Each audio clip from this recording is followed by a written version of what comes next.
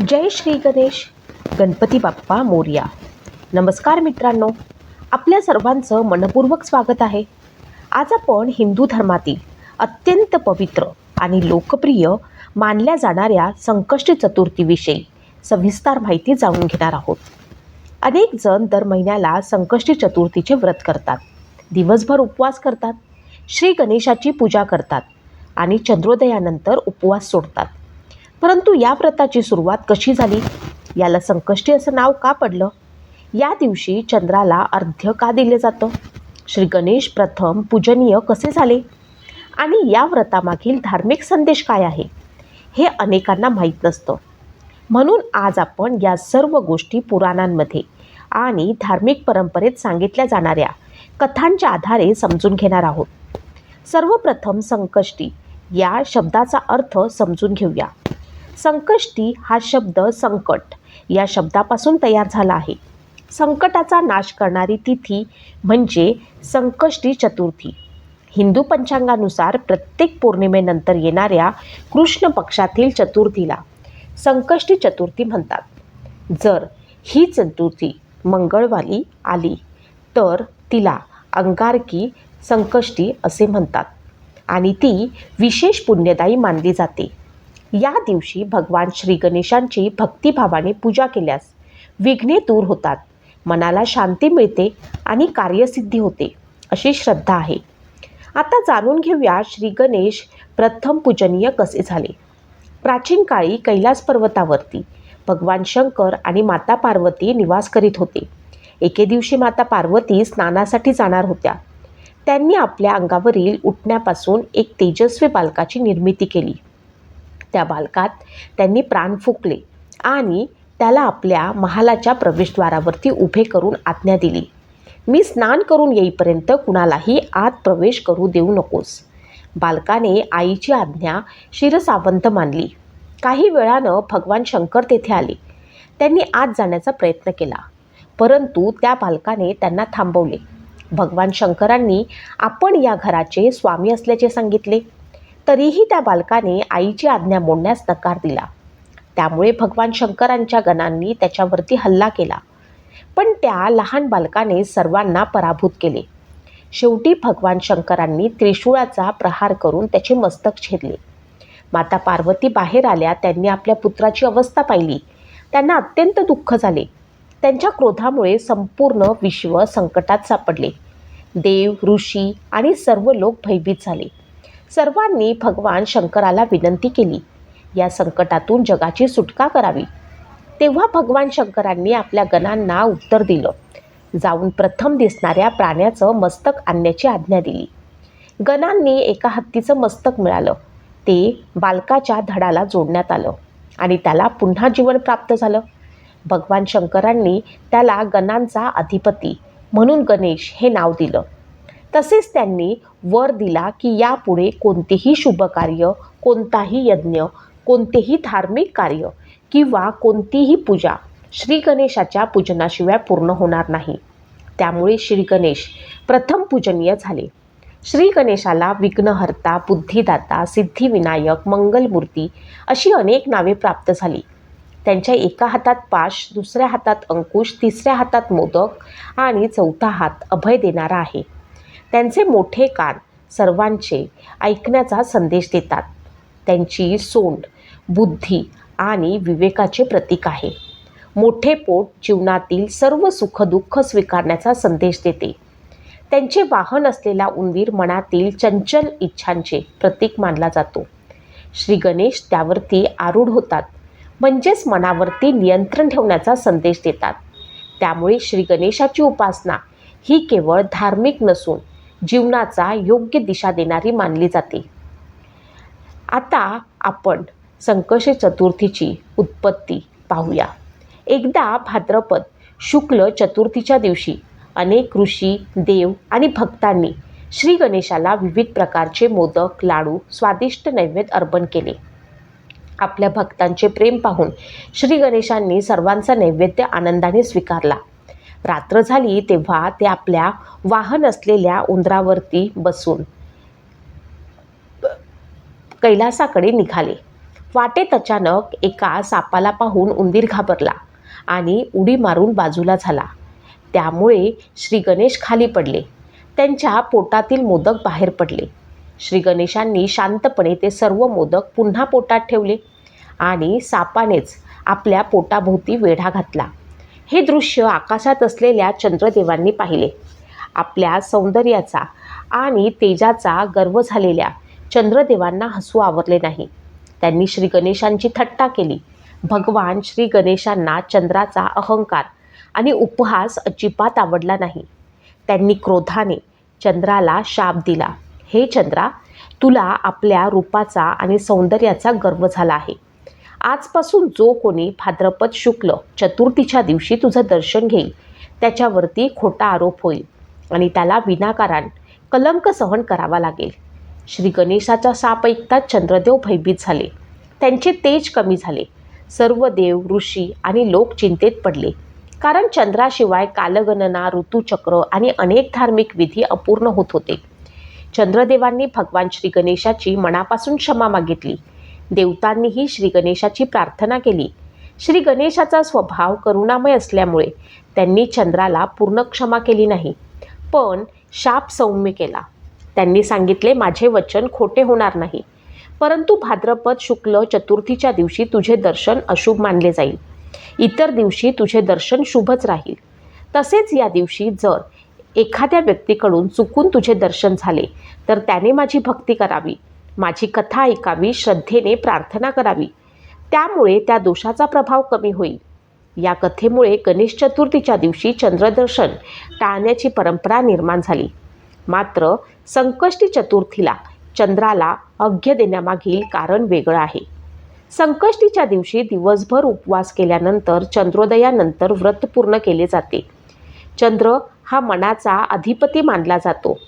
भगवान श्री गणेश बुद्धी, विवेकाचे अधिपती आहेत.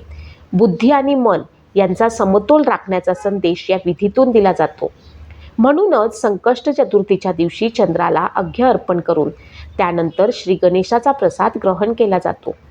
आता प्रश्न पडतो की संकष्टी चतुर्थीचे व्रत कधी सुरू झाले?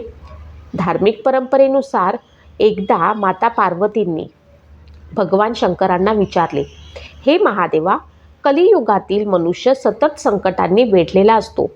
त्याला या दुःखातून मुक्त करणारे सर्वश्रेष्ठ व्रत कोणते? तेव्हा भगवान शंकर म्हणाले, हे देवी, श्री गणेश सर्व विघ्नांचे निवारण करणारे आहेत. प्रत्येक कृष्ण पक्षातील चतुर्थीला श्रद्धेनं त्याचे व्रत करणाऱ्या भक्तांची संकटे दूर होतात. म्हणून या तिथीला संकष्टी चतुर्थी असे म्हणतात. त्यांनी पुढे सांगितले की या दिवशी सकाळी स्नान करून स्वच्छ वस्त्रे परिधान करावीत. शक्य असल्यास दिवसभर उपवास करावा. संध्याकाळी श्री गणेशाची विधीपूर्वक पूजा करावी. दुर्वा, लाल फुले, मोदक आणि फळांचा नैवेद्य अर्पण करावा. ओम गण गणपते नमः या मंत्राचा जप करावा. त्यानंतर संकष्टी व्रतकथा ऐकावी किंवा वाचावी. चंद्रोदयानंतर चंद्राला अर्घ्य अर्पण करून श्री गणेशाची आरती करावी. त्यानंतर प्रसाद ग्रहण करून उपवास सोडावा. भगवान शंकर माता पार्वतीला पुढे म्हणाले, हे देवी, या व्रताचा महिमा किती महान आहे हे तुला एकदा धर्मनिष्ठ राजाची कथा सांगतो. प्राचीन काळी सत्य, न्याय आणि धर्माचे पालन करणारे राजा हरिश्चंद्र पृथ्वीवरती राज्य करीत होते. त्यांच्या राज्यात प्रजा सुखी होती.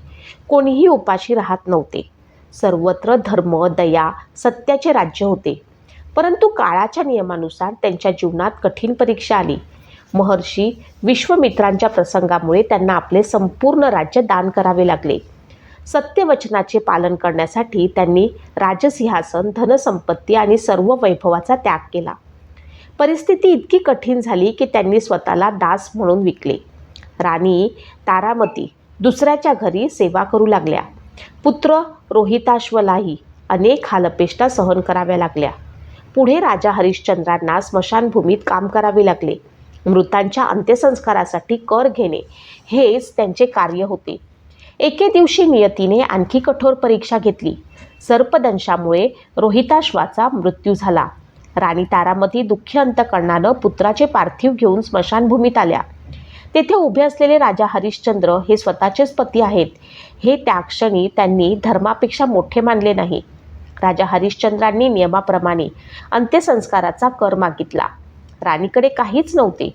त्यांनी आपल्या साडीचा पदर देण्याची तयारी दाखवली. हा प्रसंग पाहून देवताही अश्रू ढाळू लागल्या. त्यावेळी त्यांच्या आयुष्यातील दुःखाचा अंत जवळ आला होता. धार्मिक व्रतमहात्म्याच्या परंपरेनुसार अशाच संकटाच्या काळात एका महात्म्यानं राजा हरिश्चंद्रांना श्री गणेशाच्या संकष्टी चतुर्थी व्रताचे महत्त्व सांगितले होते. त्यांनी श्रद्धेने हे व्रत केले, श्री गणेशाची आराधना केली आणि संकटातही ईश्वरावरील विश्वास सोडला नाही. श्री गणेशाच्या कृपेने त्यांच्या जीवनातील अंधार दूर झाला.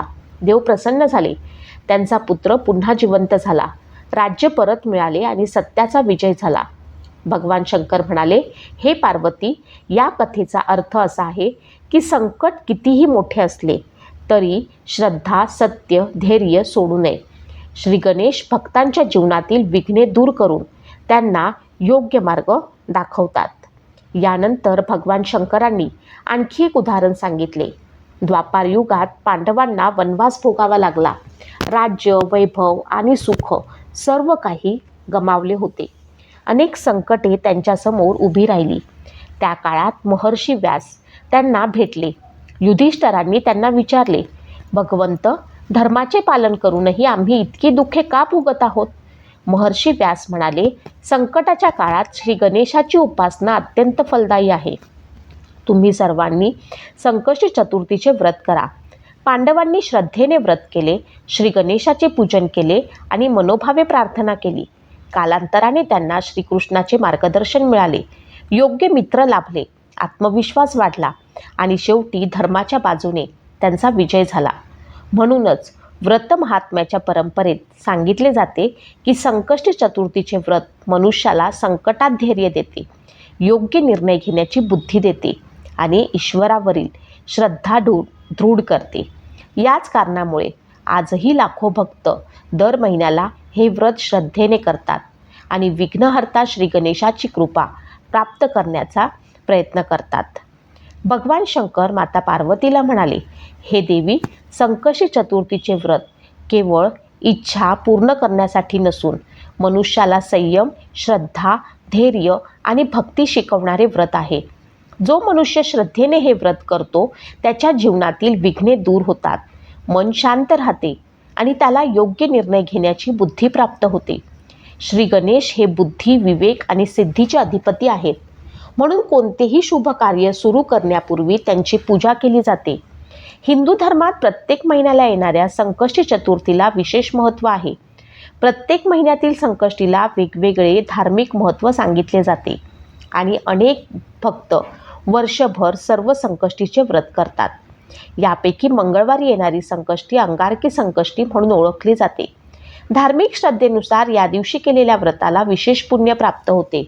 संकष्टीच्या दिवशी सकाळी लवकर उठून स्नान करावे, स्वच्छ वस्त्रे परिधान करावीत, श्री गणेशाचे स्मरण करावे, दिवसभर शक्य असल्यास उपवास करावा, संध्याकाळी श्री गणेशाच्या मूर्तीसमोर दीप प्रज्वलित करावा, दुर्वा, लाल फुले, मोदक, फळे नैवेद्य अर्पण करावा. त्यानंतर गणेश अथर्वशीर्ष, संकटनाशन गणेश स्तोत्र किंवा ओम गण गणपते नम या मंत्राचा जप करावा. संकष्टीची कथा भक्तिभावाने ऐकावी किंवा वाचावी.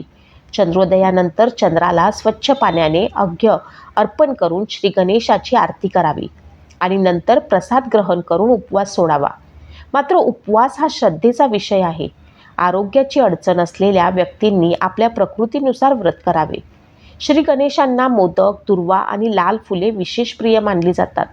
दुर्वेचे 3, 5, 21 आणि शक्य तितक्या संख्येने अर्पण करण्याची परंपरा आहे. गणेश पूजेत भक्तीला सर्वाधिक महत्त्व आहे. महागडे नैवेद्य किंवा मोठा खर्च आवश्यक नाही. शुद्ध मनाने केलेली प्रार्थना ही श्री गणेशांना सर्वाधिक प्रिय मानली जाते. संकष्ट चतुर्थीचा खरा संदेश हाच आहे की मनुष्याने संकटापासून पळून न जाता श्रद्धा, संयम, परिश्रम आणि विवेक यांच्या बळावरती त्यांचा सामना करावा. श्री गणेश भक्तांच्या मार्गातील विघ्ने दूर करतात, पण त्याचबरोबर योग्य कर्म करण्याची प्रेरणाही देतात. म्हणूनच त्यांना विघ्नहर्ता, बुद्धिदाता आणि मंगलमूर्ती असे म्हटले जाते. मित्र हो, आज आपण संकष्टी चतुर्थीचा अर्थ, श्री गणेश प्रथम पूजनीय कसे झाले, चंद्राला मिळालेल्या शापाची कथा, संकष्टी व्रताचे महत्त्व, धार्मिक परंपरेत सांगितले जाणारे हरिश्चंद्र आणि पांडवांचे व्रत महात्म्य, तसेच व्रताची योग्य पद्धत याविषयी माहिती जाणून घेतली. आशा आहे की ही माहिती तुम्हाला नक्कीच उपयुक्त वाटली असेल. शेवटी आपण सर्वजण विघ्नहर्ता श्री गणेशाच्या चरणी एकच प्रार्थना करूया. हे गणराया, आमच्या जीवनातील अज्ञान, अहंकार, दुःख, विघ्न दूर कर. आम्हाला सद्बुद्धी, आरोग्य, सुख, समाधान आणि धर्ममार्गावरती चालण्याची शक्ती दे. आम्हाला सर्वांच्या घरामध्ये आनंद, ऐश्वर्य, मंगलमय वातावरण नांदो. गणपती बाप्पा मोरया, मंगलमूर्ती मोरया. पुढच्या धार्मिक माहितीपूर्ण कथेत पुन्हा भेटूया. तोपर्यंत नमस्कार.